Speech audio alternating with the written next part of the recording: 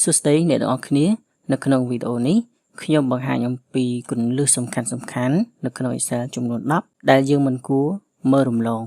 ភាគ1បាទដើម្បីឲ្យជ្រាបកាន់តែច្បាស់តោះទស្សនាទាំងអស់គ្នាបាទទី1 Quick Analysis Tool ឧទាហរណ៍ថាខ្ញុំមានលំហាត់មួយបាទខ្ញុំ select បាទបន្ទាប់មកយើងមើលខាងក្រោមនៃផ្នែកខាងស្ដាំយើងនឹងឃើញ Quick Analysis បាទយើងចុចកន្លែងហ្នឹងមកបាទយើងឃើញមានច្រើនណាស់ដូចជា format បាទនេះទម្រង់ format បាទដូចជា chart បាទនេះជាទម្រង់របស់ chart អូខេបាទដូចជា total នេះអូខេវានឹង total ឲ្យយើងតែម្ដងបាទដូចជា count ដូចជា average បាទដូចជា table អូខេ table បាទដូចជា sparkline អូខេបាទឧទាហរណ៍ថាខ្ញុំយក formatting បន្ទាប់មកខ្ញុំយក icon set បាទនោះវានឹងកំណត់ជា icon set តោះនេះទី2 filter ហ្នឹងមានន័យថាយើងប្រើប្រាស់សម្រាប់ច្រោះយកទិន្នន័យដែលយើងចង់បានឧទាហរណ៍ថាខ្ញុំមានទិន្នន័យប៉ុណ្ណឹងបាទខ្ញុំ select ខ្ញុំចូល data ខ្ញុំចូល filter បាទវាចេញបែបហ្នឹងណាមានសញ្ញាព្រួយនៅខាងក្រោមហ្នឹងណាឧទាហរណ៍ជួយ chart ទី1ខ្ញុំចុចលើកន្លែងហ្នឹងខ្ញុំចង់ច្រោះយកទិន្នន័យណាមួយដែលខ្ញុំចង់បានឥឡូវកន្លែងនេះខ្ញុំដោះទីទាំងអស់បាទរត់ខ្ញុំច្រោះយកតែកខខ្ញុំចុចអូខេមកនោះវាច្រោះយកតែកខទេតោះនេះបាទខ្ញុំចង់បង្ហាញទាំងអស់វិញខ្ញុំ select ទាំងអស់ខ្ញុំចុចអូខេតោះនេះបាទជួយទី2ដូចគ្នាដែរយើងចុចកន្លែងហ្នឹងមកបាទឥឡូវខ្ញុំដោះទីទាំងអស់ឧទាហរណ៍ថាយើងចង់បង្ហាញ5និង7បាទយើងទី2ហ្នឹងមកយើងចុចអូខេមកតោះនេះទី3 drop down list បាទឧទាហរណ៍ថាខ្ញុំមានលំហាត់មួយហើយកន្លែង page នេះខ្ញុំចង់បង្កើតជា drop down list បាទដំបូងយើង select វាសិនមកយើងចូលទៅកាន់ data បន្ទាប់មកយើងចូល data validation setting កន្លែង allow យើងយក list បាទហើយកន្លែង source នេះយើងវាយពាក្យដែលយើងចង់បានប៉ុន្តែត្រូវខានគ្នាដោយសញ្ញា comma ណាឧទាហរណ៍ខ្ញុំដាក់ប្រុសបាទខ្ញុំក្បៀខ្ញុំដាក់ស្រីបន្ទាប់មកយើងចុចអូខេតោះនេះវាចេញសញ្ញាព្រួយខាងក្រោមនេះបាទអញ្ចឹងកន្លែងនេះយើង select មកចុចលេខហ្នឹងហើយយើង select មកប្រុសឬស្រីតោះនេះបាទយើងអាច select បានបាទឧទាហរណ៍អញ្ចឹងណា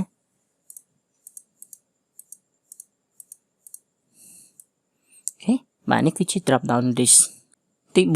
4 AutoFit column width បាទឧទាហរណ៍ថាខ្ញុំមានលំហាត់មួយនេះបាទយើងឃើញថាទំហំរបស់ជួយឈរនីមួយៗហ្នឹងគឺអត់ប៉ុនគ្នាអញ្ចឹងដើម្បីឲ្យវាប៉ុនគ្នាហើយប៉ុននឹងអក្សរដែលយើងទៅសេនៅខាងក្នុងហ្នឹង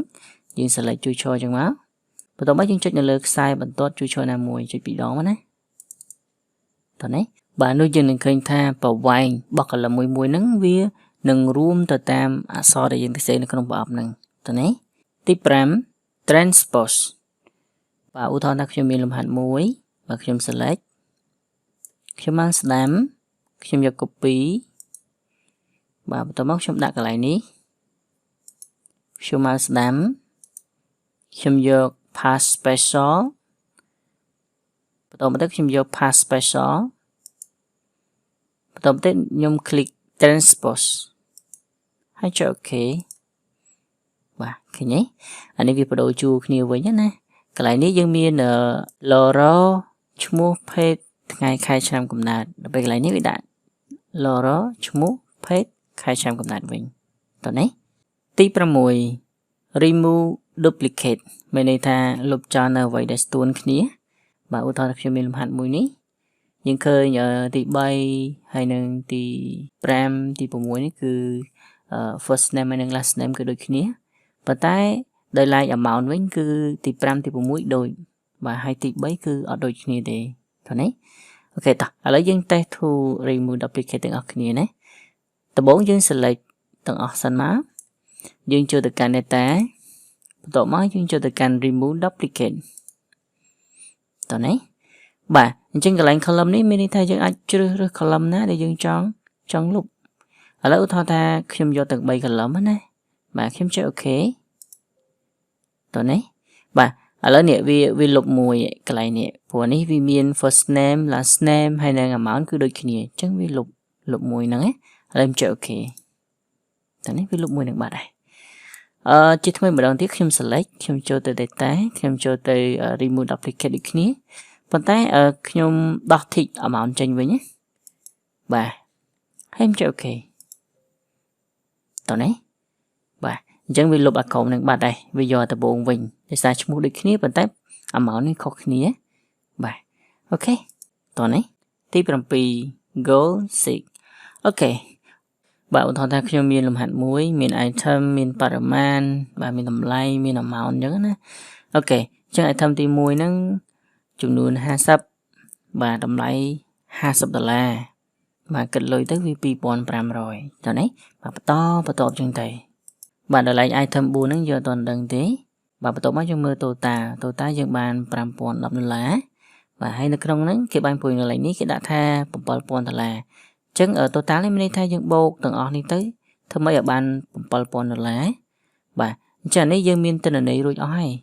và hệ bộ tới dân ban được 1,000 nữa ngày và anh đi tập bật sổ này nè chân cái số ta dân thử time item của mai là mấy kịch lối tới ban lại nên 7,000 rồi đấy bạn chân bởi dân kịch thông mà đá dương thay mà đi và thay một thọ tha đọc phèm ở chân tư bà noster thay một pay chân tư bạn chân dương thua bạp nắng cư dương cho này bây giờ mình tên chân cái lại những dương trơ pra goal six ok và lớp trong lục chó tờ 4 dương chơi cái lại total lần máu và tờ mới dương chơi data tờ tiết what if analysis và tờ một tiết goal six ok và chân cái lại ní cứ chỉ cái lại dương select và p của mùi cell nắng và tổng tiết cái lại value nó dương trong ban vào màn và chân cô đào với dương trong buộc thứ mấy ở group 7,000 đô la chứ những đặt 7,000 đô la mà ok và tổng tiết by changing cell và chứ những đặt cái lại này nè ok em cho ok ok nước viên là buộc ở dương cục 7,000 đô la mà bạn cho những thời time paraman cho nụn 200 từ cục 7,000 này cho ok mất ok tao này 7 VLOOKUP បាទ VLOOKUP គឺជារូបមន្តមួយដែលយើងប្រើប្រាស់សម្រាប់ស្រង់យកទិន្នន័យពី cell ណាមួយដែលយើងចង់បានតោះនេះបាទឧទាហរណ៍ថាខ្ញុំមានលំហាត់មួយហ្នឹងហើយកន្លែងនេះខ្ញុំស្រង់ណាបាទអញ្ចឹងខ្ញុំទៅសេកុដកន្លែងនេះបាទខ្ញុំដាក់ស្មើ VLOOKUP ហើយបើកវងកញ្ចក់សូមបញ្ជាក់កន្លែងហ្នឹងបើសិនជាអ្នកទាំងអស់គ្នាអត់ចាំឈ្មោះរូបមន្តណាយើងមិនចាំបាច់វាឈ្មោះពេញអញ្ចឹងក៏បានដែរយើងគ្រាន់តែវាសញ្ញាស្មើនេះយើងចូលកន្លែងនេះបាទកន្លែងហ្នឹងមានន័យថាយើងអាចបញ្ចូលអនុគមបានណាចុចកន្លែងហ្នឹងមកវាលោតមកហើយកន្លែងនេះយើងអាចលុបចោលទៅយើងចង់ search ពីអីគេបើថាខ្ញុំចង់ search ពីរូបមន្ត VLOOKUP អញ្ចឹងកន្លែងនេះខ្ញុំដាក់ VLOOKUP ទៅហើយកន្លែងនេះ category វាយើងយក all មកបាទយើងចុច go តោះនេះវាសល់តែរូបមន្តណាដែល lookup តោះនេះបាទអញ្ចឹងខ្ញុំចុចលើកន្លែងហ្នឹងខ្ញុំចុច OK បាទវាចេញមកអានេះយើងប្រើផ្ទាំងមួយនេះបាទអញ្ចឹងកន្លែង lookup value នេះមានន័យថាតម្លៃដែលយើងត្រូវរកមើលខ្ញុំរកមើលកន្លែងនេះបាទទី2 table array មានន័យថាទិន្នន័យដែលយើងមានឲ្យវាស្រង់ហ្នឹងណាខ្ញុំ select ប៉ុណ្នេះបាទទី3 column index បាទគឺជា column ដែលវាត្រូវចាប់យកហើយយើងឲ្យវាចាប់យក column ទីប៉ុន្មានអានេះខ្ញុំរក name អញ្ចឹងខ្ញុំឲ្យចាប់ column ទី2 column នេះមិនបានឈ្មោះ2តែពិតវា B ទេតែវានៅលេខរៀងទី2នេះ A នេះ1 B នេះ2តោះនេះអញ្ចឹងឡើយនេះខ្ញុំដាក់លេខ2បាទបន្តមកទៀត rank lookup អញ្ចឹង rank lookup នេះមានតែ2មាន true និង false បើយើងយក true មានន័យថា cross match តោះនេះបើយើងយក false មានន័យថា exact match បាទអញ្ចឹងឥឡូវខ្ញុំយក false ណាបាទខ្ញុំចុច OK តោះនេះបាទខ្ញុំអាចទាញបានបាទអញ្ចឹងកន្លែងនេះ18យើងមើលនេះ18ឈ្មោះគាត់ត្រូវណាស់អូខេលេខ5បាទត្រូវណាអូខេលេខ7 the void អូខេចូលឧទាហរណ៍ថាកន្លែងនេះខ្ញុំដាក់ឈ្មោះផ្សេង បាទឧទាហរណ៍ដាក់ឈ្មោះថាទីថាតើនេះវានឹងដូរភ្លាមណាបាទហើយកន្លែងនេះគ្នាឃើញថាវាចេញត្រង់ជុកហើយ n/a បាទកន្លែងនេះមានន័យថាវារកអត់ឃើញនៅទិន្នន័យដែលយើងមានណាព្រោះទិន្នន័យយើងមានតែប៉ុណ្្នឹងបើអត់មាន ID 20ទេអញ្ចឹងកន្លែងនេះវាដាក់ NA បាទមានន័យថាវារកអត់ឃើញព្រោះឯនៅក្នុងទិន្នន័យយើងវាអត់មានអាហ្នឹងណាតើនេះបាទទី9 flash and autofill ឧទាហរណ៍ថាខ្ញុំមានលំហាត់មួយបាទយើងមាន Gmail ណាអញ្ចឹងកន្លែងនេះមុខនេះ first name បន្ទាប់មក last name អញ្ចឹងណាបាទខ្ញុំទៅសេដក clear បើ enter ខ្ញុំទៅសេមួយទៀតនេះគឺវា load មកហ៎អញ្ចឹងខ្ញុំគ្រាន់តែ enter មកបាទវាដាក់ឲ្យយើងទាំងអស់តោះនេះបាទឧទាហរណ៍ឡើយនេះខ្ញុំវាលេខ1បាទហើយខាងក្រោមបន្តវាលេខ1ដែរអញ្ចឹងណាអញ្ចឹងយើងមិនចាំបាច់វាម្ដងទៀតទេយើងគ្រាន់តែវាលេខ1ហើយយើងទាញខាងក្រោមនៃផ្នែកខាងស្ដាំចុះមកក្រោមមកតើនេះយើងនៅបាន1រហូតឧទាហរណ៍កន្លែងនេះខ្ញុំមានលេខ1កន្លែងនេះខ្ញុំមានលេខ2បាទហើយខាងក្រោមចង់បានលេខ3លេខ4អញ្ចឹងណាអញ្ចឹងយើងគ្រាន់តែ select ទាំងពីរហ្នឹងមកប្លែង mouse សិនបន្ទាប់មកយើងចុចខាងក្រោមនៃផ្នែកខាងស្ដាំចុចចុះទាញមកយើងនឹងបានលេខហើយតើនេះបាទឧទាហរណ៍មួយទៀតឧទាហរណ៍ខ្ញុំចង់វាលេខ1លេខ1បាទឧទាហរណ៍ថាលេខ1រហូតអញ្ចឹងណាបាទមានវិធីសាស្ត្រមួយទៀតលឿនជាងនេះយើងគ្រាន់តែវាលេខ1បាទបន្ទាប់មកយើងយកមកដាក់ខាងក្រោមនៅផ្នែកខាងស្ដាំគឺមានសញ្ញាបាទសញ្ញាបូកហ្នឹងណាយើងចុច2ដងមកតោះនេះបាទវាយកតាមខាងនេះហ៎បាទដូចជាថ្ងៃខែដូចគ្នាដែរឧទាហរណ៍ថាខែ7ថ្ងៃ7បាទ2020 enter មកបាទដូចជាថ្ងៃ8បាទ2020 enter មក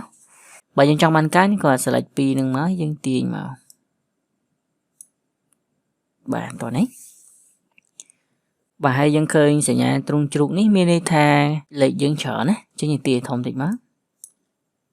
តើនេះបាទហើយខែដូចគ្នាដែរឧទាហរណ៍យើងខែ July បាទ enter មកហើយនេះខ្ញុំចុចនេះវិញខ្ញុំទាញមកវាបន្តមកតើនេះទី10 pass special value ឧទាហរណ៍ថាខ្ញុំមានលំហាត់មួយខ្ញុំ select ខ្ញុំមកស្ដាំ copy ខ្ញុំយកមកដាក់កន្លែងនេះខ្ញុំមកស្ដាំ pass special បាទបន្ទាប់មកខ្ញុំយក value ខ្ញុំចុច OK តើនេះបាទលេខខ្ញុំ select លើវាខ្ញុំដាក់វាប៉ុនគ្នាណានេះឲ្យវារីករួមតាមអក្សរដែលយើងទៅសេណាបាទអញ្ចឹងកន្លែងនេះ amount នេះខ្ញុំប្រើរូបមន្តប៉ុន្តែបើយើងមើល amount កន្លែងនេះវិញអត់មានរូបមន្តទេព្រោះយើង pass ជា value តើនេះបាទជាចុងក្រោយសូមអរគុណសម្រាប់ការតាមដានរបស់អ្នកទាំងអស់គ្នាបើសិនជាអ្នកទាំងអស់គ្នាមានសំណួរអាច comment នៅក្រោមវីដេអូបានណាជួបគ្នានៅវីដេអូបន្ទាប់អរគុណ